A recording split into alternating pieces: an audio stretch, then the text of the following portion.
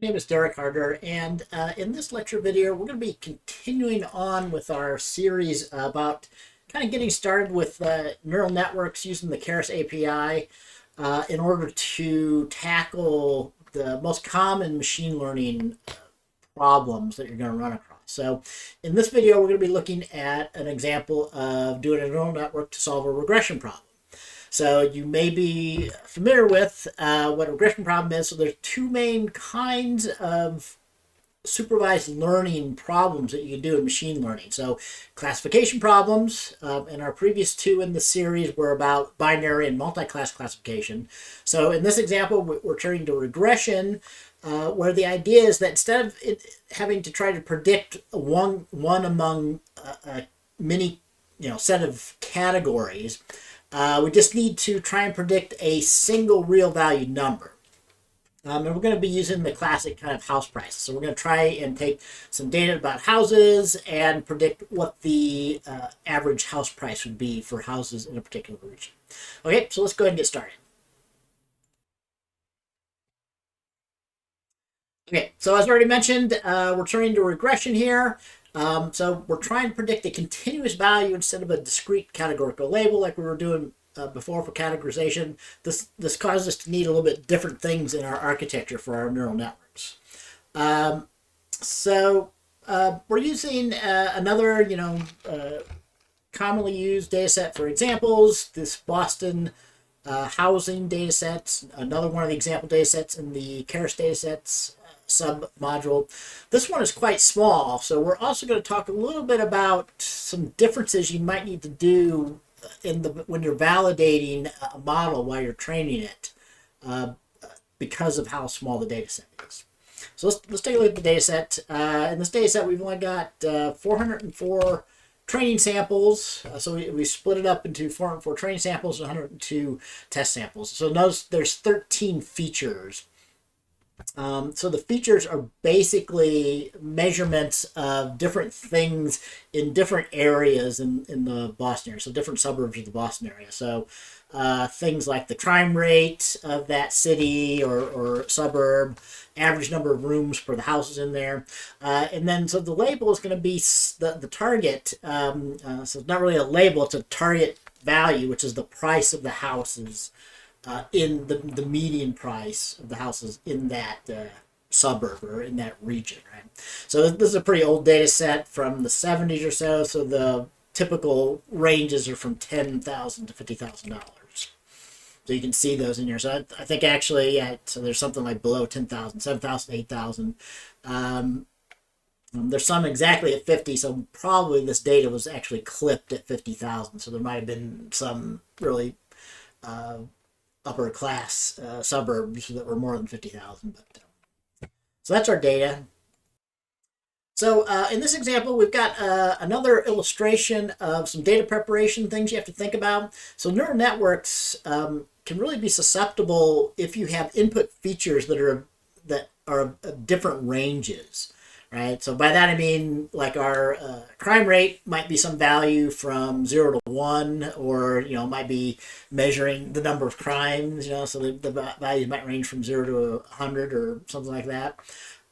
Whereas the number of bedrooms might only range from like 0 to 3 or something. So when you have large differences in the ranges, neural networks will have problems training on that data.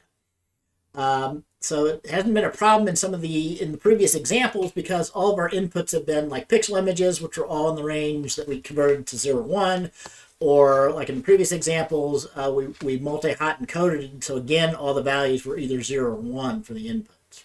So we do need to do some normalization on this data here.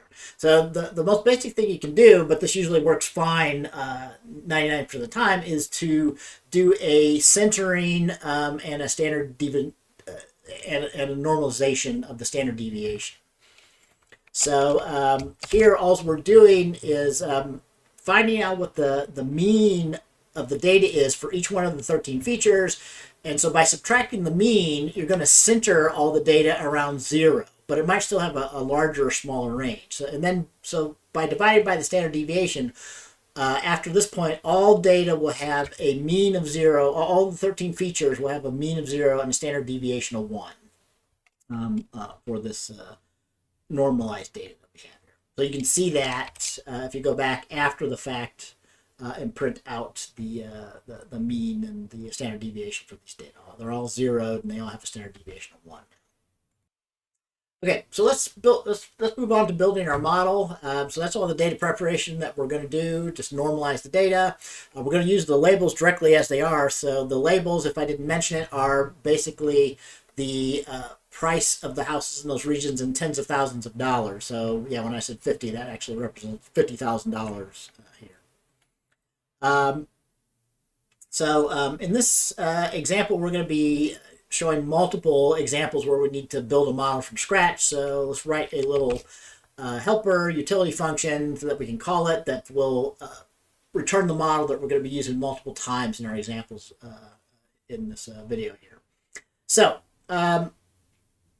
we're using a sequential set of layers like we did before. So it looks relatively similar to what we have seen in previous examples. So we're going to try 2 dense layers with 64 units. And again, we're just using rectified linear units for the activation function. So for a regression problem, notice we have a final dense layer with a single output like we did for the binary classification, but we're not going to give it any, we're not going to put this through any activation function, right? So the reason why we put the binary classification through the sigmoid activation function was to squash it to the desired range, 0 to 1. But here we need to allow the output to be unconstrained because we want it to predict any value from basically around 7 to 50, right? Or any value or any decimal point value in between the model could output in there. So another difference, we actually have the compile step in here as well. So we build it and compile it. We are using the mean squared error here. And we're using the mean absolute error as a metric. Okay, so mean squared error is a common one, but it works well for regression problems. So if you're familiar with that one, that you basically take the error, so the difference between the prediction and the actual result, you square those and sum those up. So and take the average, so the mean of the sums of the squared errors. The mean absolute error can often be used as a good metric for a regression problem because in that one that you take the absolute value of the error and take the average of those. So you can directly interpret the mean absolute error as the amount my prediction is off on average. So the amount that my model is off in its predictions on average from what the true house cost was in this instance here. Okay, with that architecture, let's go ahead and build our model and validate it while it's running. So here, since our data is such a small data set, we're going to have problems effectively evaluating its performance because what happens when the data is so small, if you hold out a bit for validation, what results you will get will very greatly depend on which items you end up holding out to validate with, right? So the problem is that you get very different results. If I happen to hold out these, I'll get really good results. If I happen to hold out these other values, I'll get really bad results. And so when you have a large variance like that, that's an indication that your data set is too small, and you might need to do something a little bit more sophisticated. Okay, so in the previous 2 examples, we were using the simplest kind of validation, which is just what's known as holdout validation. So you just hold out a small validation set and you use that while you're validating during the training process. So the best thing to do when you have a small amount of data and you're seeing a lot of variance when you're training is to use this approach called k-fold cross-validation. So for example, what that means just real quickly is if k is 3, we're going to split our data into 3 partitions. So this is all of our training data. So we split it up into 3 as equal parts as we can. And then we're going to train 3 separate models. So that's kind of why we needed that utility function, because we're going to be making multiple instances of the model. So what you do, this is holdout cross-validation. you train it with the two folds and hold out the one for validation, and then you evaluate and get your validation score. And then you train a second model where you hold out a different one of the three folds. So train on the other two and validate on that one, right? So that's what the k-fold cross-validation is about. So so there are methods in like scikit-learn and probably in Keras, where it can do some cross-validation for you if you just set it up. But just to make it so that you're better able to understand it, we can look at a example of doing it by hand here. Although I won't go into too much details here while I'm talking about it, but the basic idea, if you look at it, we have a loop that happens k times. So we're going to use 4 folds in this case. So what's happening here is this is actually splitting the data into the folds. So it pulls out one fold somewhere in the middle for the validation data, and it takes the folds before and after that and combines those together to be the training data. Okay, so yeah, this is the validation data where we pull out one of the folds, and this is getting the folds before and after that, pulling that out for the training data and the training targets here. And then like I was saying, we have to do this model multiple times. So we're doing k equals 4 folds. So this loop will run 4 times. We will build 4 models and train 4 separate models. We will keep track of each one of the validations that occurs for each of the 4 held out folds. And at the end, we can average that. We'll get a better feel for how well the model is doing at generalizing on the validation data. Even though some folds might be very different from the others, but the overall average will give us a better picture in general of how it does on our validation. Okay, so let me go ahead and run that. This will take a little bit of time, so it does actually have to run 4 training runs here. So let's get it started. And we'll let it run, and I'll come back once we're done with the 4 trainings. Okay, so we're done running our training 4 times on each of the 4 different folds that were held out. So at the end here, we have just a regular list that we've got all of our validation mean absolute error scores in there. So if we want to, so we can see what the individual scores were. So they range from 2 to maybe a high of 2.5. So remember, you can interpret this directly as the amount of error that we had on average for each one of these validations that we did, right? So since these are in tens of thousands of dollars, these are in thousands of dollars. I might have misspoke before. So we have something from $2,000 to $2,500 error here, or an average about $2,300. According to the mean absolute error measure that we have.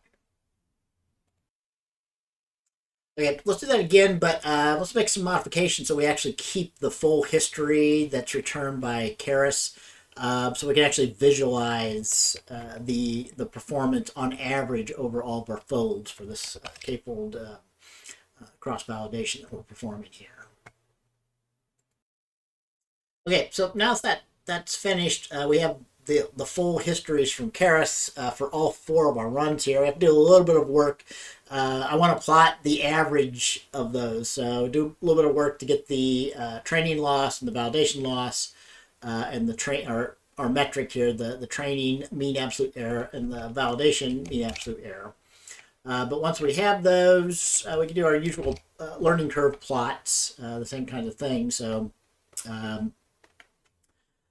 this is a little bit of a discussion about good visualization techniques. So there is something to be learned from this, but it's a little bit tough to see because on the loss function over here on the left, there's some initial loss that's so high, it's kind of hiding some of the information we'd like to know here. So let's omit the first 10 data points, which are kind of on a different scale here. So we'll just look at epochs 10 through 500 here that we have. So that's a little bit better. So the thing being that this tells us we can kind of see where overfitting begins to occur here. So, it's not clear at all whether or even if it's overfitting or not, because it gets squashed down too much. If we look at it a little bit more detail, it does begin to arise somewhere after 150, 200 epochs here or so. And a similar thing. So again, here, in this case, unlike accuracy, the mean absolute error, the smaller the better. So minimal or minimizing is good also for our actual metric that we kind of care about in this problem. But again, it looks like it's overfitting around in that same range after 100 or so, where it starts, the mean absolute error starts creeping back up from a minimum of, again, though, about 2.3 or so, like we saw before. Okay, and as usual, as we've done previously, if this was our final model, we were satisfied that we had a good model here. A normal thing to do would be to actually build a final model on actually all the training data to get the best performance that we can, but using the information that we had in order to, in this case, we'll do early stopping again at 130 epochs. So I'll go ahead and let that train there. It'll take a little bit of time to train for our final model. And then again, once it's trained, we can evaluate it or use the predict method to get it into production. So for example, we can see what we actually got using the test data, again, in terms of our mean absolute error. So it ended up being a little bit higher than what we were seeing when we were running in the cross-validation, 2.7 there. So yeah, we're still off by a bit. Again, this can vary. So around 2,500, I'm getting a little bit higher. I just ran it there. So, and our final predictions here. Okay, so yeah, that's it for this video. So to summarize some of the things you should take away from this, our third example of doing regression using neural networks. So we have to use a different loss function than a classification problem. So the standard, you should usually just use the mean squared error. That will usually work fine for most regression problems. The regression model should end with a dense layer with a single output, like we had for the binary classification, but no activation function. So you need to leave the output unconstrained if you want it to try and give a prediction target that can be any range, and it'll learn to find the range that's correct for your problem. Similarly, your evaluation metrics are going to be different for regression, so accuracy doesn't make sense. You're not correct or incorrect, which is what accuracy means in a classification problem. So a common one is to use the mean absolute error. You can also get a similar thing by just taking the square root of the mean squared error. So the root mean squared error can also be used as a metric that will give you information in the same units as the original data. So in this case, this is telling us, that our model is like $2.6 thousand off on average on its prediction. So, and then, you should normalize your data, right? So this is the only example of these three where we had that as an issue, but anytime your inputs have features that have potentially much different ranges, you have to normalize it. At a minimum, you need to zero the data and divide by the standard deviation to get it normalized so everything's in the same range. When there's very little data available, or depending on your random which values you take out for validation, if you see very different results, if I validate 2 or 3 different times and I get much different results on pretty similar models, you might not have enough data. You need to maybe go to something more sophisticated like k-fold cross-validation. Okay, hope that was useful for you. That's it for this video, and I hope to see you again in our next video then.